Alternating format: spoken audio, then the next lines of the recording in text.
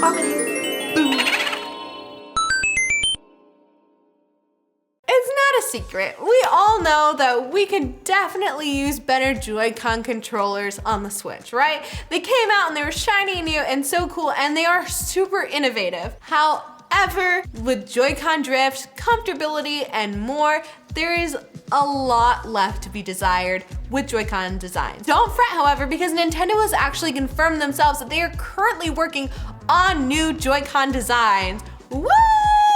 The only question of the matter is when and what the heck will they look like? There's a recent quote from Miyamoto himself saying, "I also believe that we should quickly graduate from the current controller, and we are attempting all kinds of things. Our objective is to achieve an interface that surpasses the current controller." I'm so curious what that could possibly be. I will say so far we do have some awesome fan mock-ups, as well as the blueprints for an actual controller that has been made public. That is like nothing we've seen before. Let's take a look at some of these fan designs as well as the actual leaked designs so far from Nintendo. And before I get into this and all of my criticisms, I just want to give props to all the artists who created all of these ideas. These are incredible, a million times better than anything I could ever do.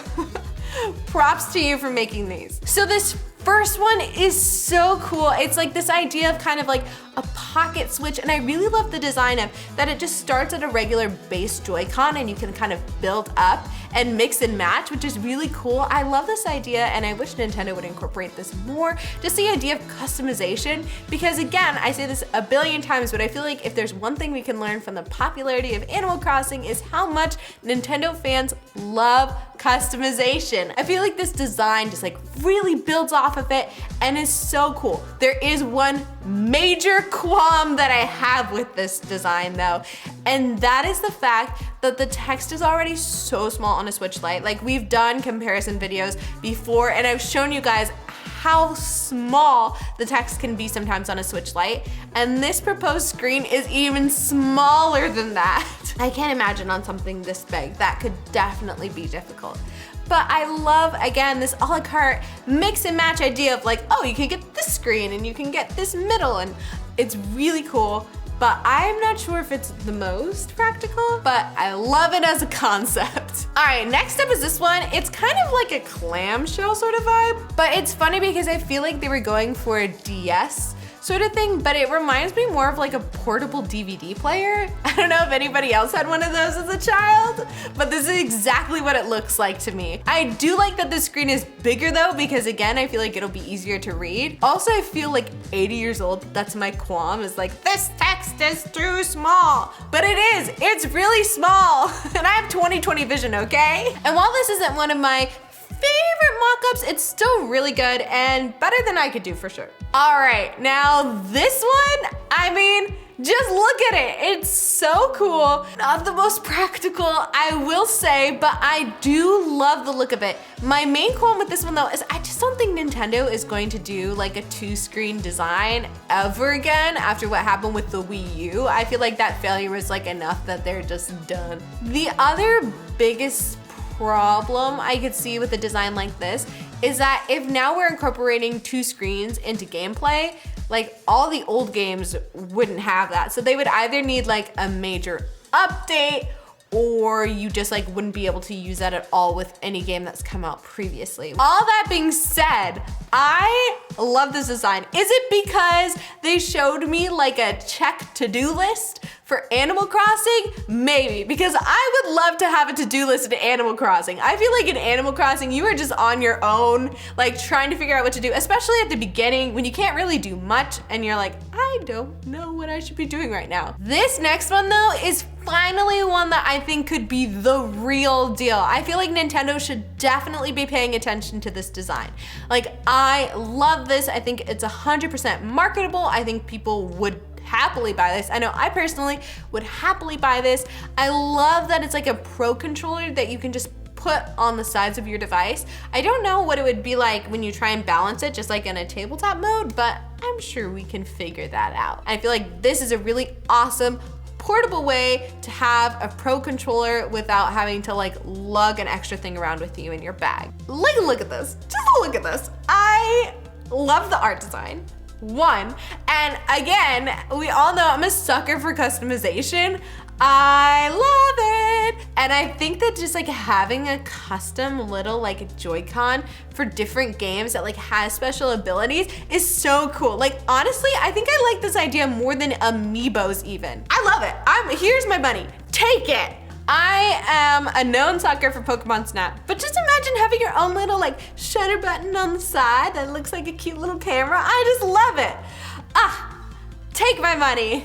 I feel like there's not much else to say. I just love it. I'm obsessed. Nintendo, this one, please, circling with the bright red marker for my list. I want this for Christmas, Nintendo. All right, we've gone through a lot of like mock-ups and like what ifs, but here's something that like is an actual confirmed Nintendo design that is leaked.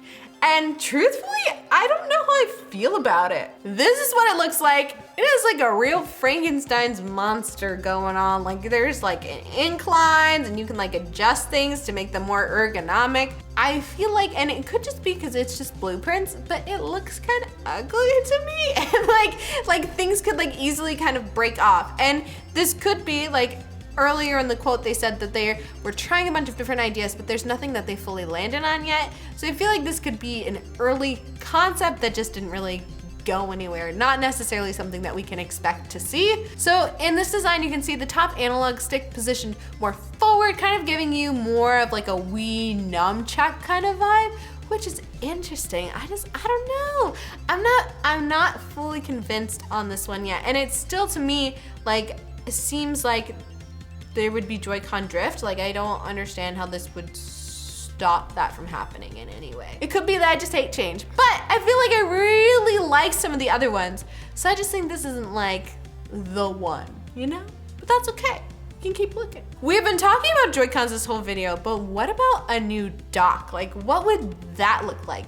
I came across this design when I was looking at Joy-Con stuff, and this looks really cool. I really like just how flat it is, and I feel like it wouldn't take up that much space, which I feel like I could really use because honestly, I'm starting to run out of room on my media table. The term media table like makes me sound rich. It's from IKEA and also I think secondhand, so let's not get dramatic here. So this has a lot going on, not just the router, but I'm gonna focus mostly on the router because while this design was made actually before the OLED came out, there are a lot of similarities with the OLED and with what this ended up being. Even like the same like size of the screen is like 7 inches. I wish I'd seen this design before the OLED came out because I feel like it is the most similar of fan mock-ups that I've seen. This fan design dock is not only flat, but it also says like in the design that you can actually use it to play both in your hands and on the TV in the same time. I don't really understand how the mechanics of that work, but I didn't design it, they did, so I'm trusting them on that one.